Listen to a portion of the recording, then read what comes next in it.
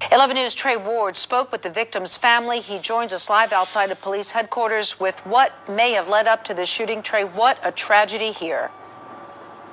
Indeed, family members say for years the victim has been dealing with harassment at the hands of the next-door neighbor, and they say last night it turned deadly when they say the next-door neighbor began firing his gun at the victim's son, but it was Womack who was hit. Had a beautiful smile, and she was just a lovable person. A local gospel radio voice. She's well known in Baltimore City. Left silenced. Tyra Womack, police say, killed steps away from where she called home for years. Her son and my daughter grew up together. A quaint Laurelville street that within seconds Wednesday night turned into the scene of yet another homicide investigation. I opened the door, and by that time, everything had already happened.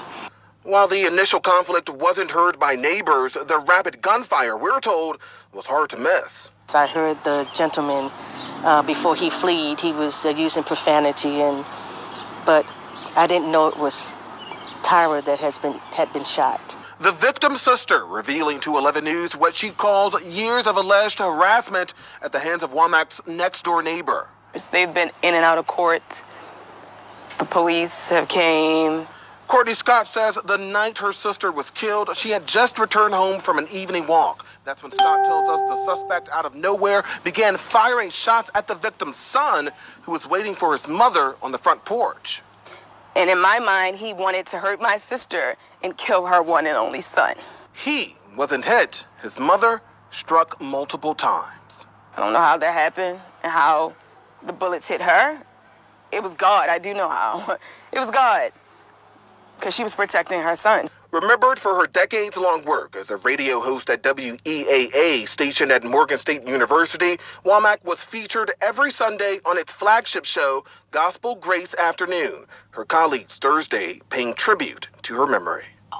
That it wasn't that you just played the music here. She was also a believer. Her shine on the radio now forever dimmed, but the legacy left behind. I'm just going to miss her presence. As one loved one say, will always be remembered. Just take one day at a time and trust God. It's going to be very hard, very difficult, but it's possible. Block him and we